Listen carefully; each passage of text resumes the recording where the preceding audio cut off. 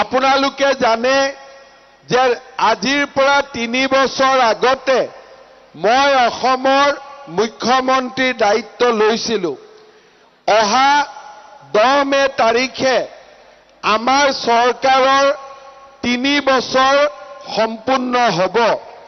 যোৱাকালি ৰাতি মই কোকৰাঝাৰত কৈছিলোঁ যে মই গৌৰৱ অনুভৱ কৰোঁ যে যোৱা 3 বছৰত মই অসমৰ মুখ্যমন্ত্ৰী হৈ আছো। অসমত যোৱা 3 বছৰত এদিনো বোমা বিস্ফোৰণৰ ঘটনা হোৱা নাই, গুলি বাৰুদৰ ঘটনা হোৱা নাই। আমাৰ অসমখন যোৱা 3 বছৰ সম্পূৰ্ণৰূপে শান্তিপূৰ্ণ হৈ আছে।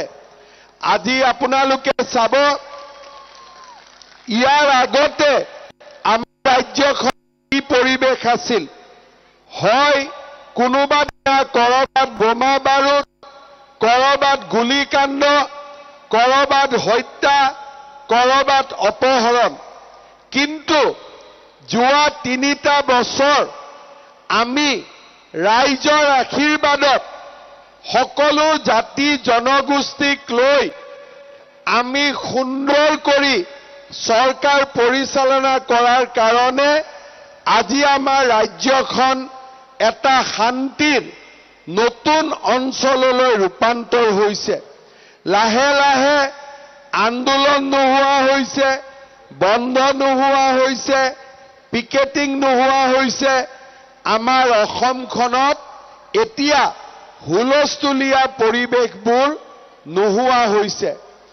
পঢ়া ল'ৰাই পঢ়িব পাৰিছে, কাম কৰা মানুহে কাম কৰিব পাৰিছে আৰু শ্ৰমজীৱী মানুহে শ্ৰম কৰিব পাৰিছে।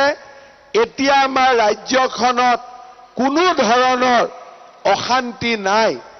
মোদী ডাঙৰীয়া আৰু অমিত শ্বাহ ডাঙৰীয়াৰ প্ৰচেষ্টাত বড়ো আন্দোলন শেষ হ'ল, কাৰ্বি আন্দোলন শেষ হ'ল, ডিমাচা আন্দোলন শেষ হ'ল আৰু আলফাৰো 90% লোক ৰাষ্ট্ৰ জীৱনৰ মূল খুঁটিলৈ উভতি আহিল।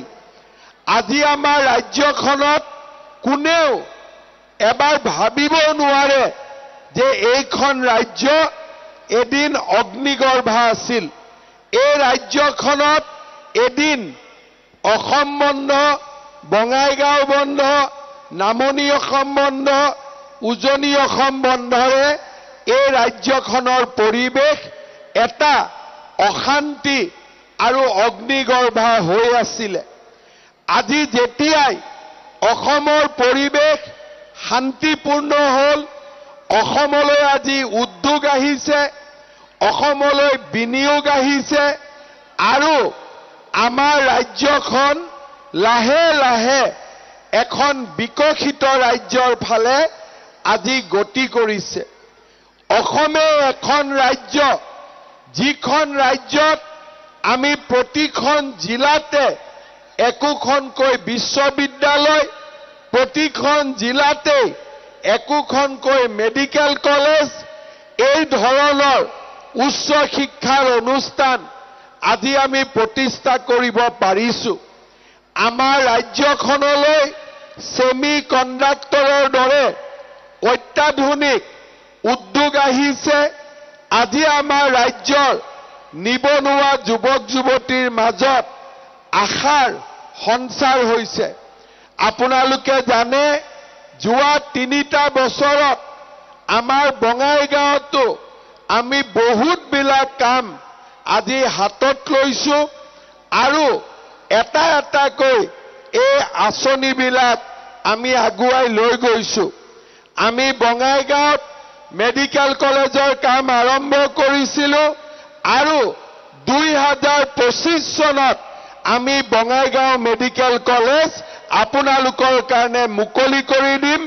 আপোনালোকে 2025 চনত বঙাইগাঁও মেডিকেল কলেজৰ চিকিৎসাৰ সুবিধা ল'ব পাৰিব।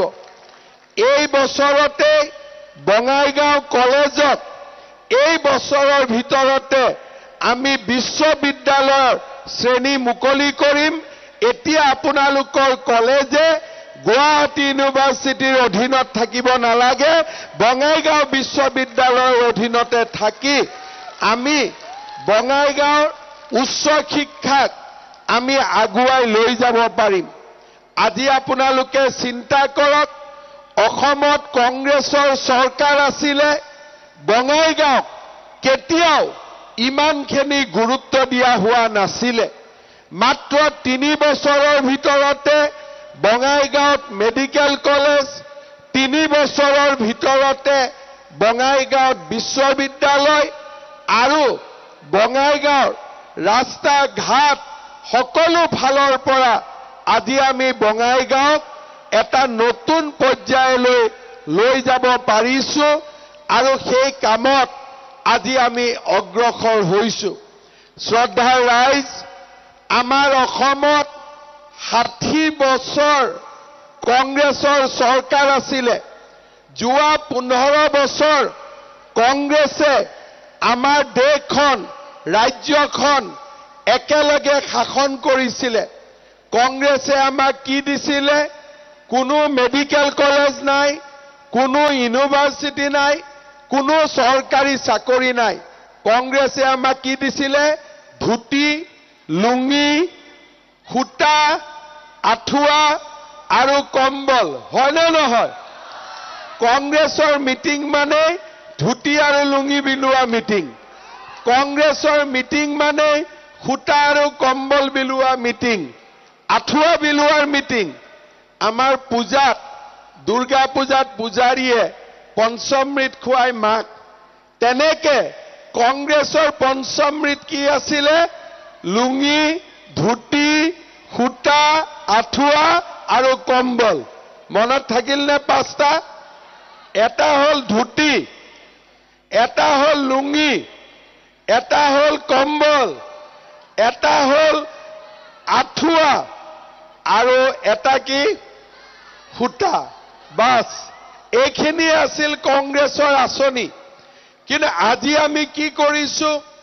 আমাৰ চৰকাৰ আহিলে মই ৰাইজক কৈছিলো যে ৰাইজ, ধুতি লুঙি আমি নিজেও কিনিব পাৰিম যদি আমাৰ ল'ৰা ছোৱালীক আমি এটা কৰ্ম সংস্থাপন দিব পাৰো।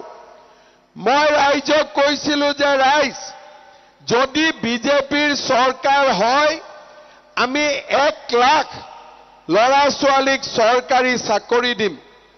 মোক কোনেও বিশ্বাস কৰা নাছিলে, ভাবিছিলে টকাই নাই, ক'ৰ পৰা 1 লাখ চাকৰি হ'ব? চাকৰি হ'লেই বা আমাৰ ল'ৰাই চাকৰি পাবনে? ঘোষ দি পেলাইহে চাকৰি ল'ব লাগিব। কিন্তু আজি মই 1 লাখ চাকৰি দিলো, এটা ল'ৰাইও এটকাও কতো ঘোষ দিবলগীয়া পৰিৱেশ অসমত নহল। কোনো ল'ৰাই ঘোষ দিব নালাগে। চৰকাৰী চাকৰি এতিয়া দুখীয়া মানুহৰ হাতৰ মুঠিত। এইবাৰ 1 লাখ চাকৰি দিয়াৰ পিছত এই বছৰত আমি নতুনকৈ আৰু 50,000 চৰকাৰী চাকৰি দিম। 50,000।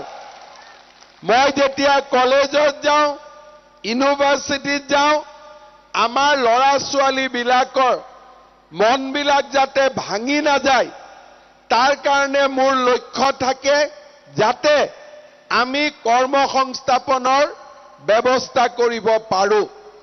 প্ৰথম 3 বছৰত 1 লাখ চাকৰি দিয়া হ'ল। এই বছৰত আৰু নতুনকৈ 50,000 চৰকাৰী চাকৰি।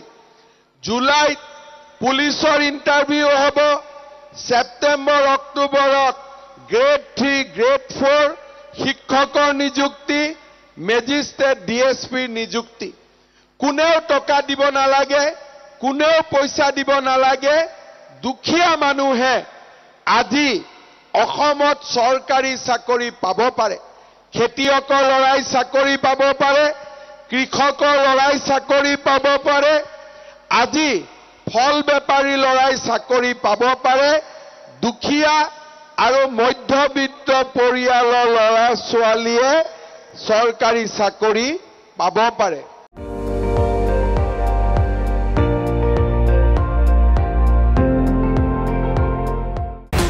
আপুনি চাই আছে ND24 সৰ্বশ্ৰেষ্ঠ নহয় সৰ্বোত্তমৰ দৌৰত।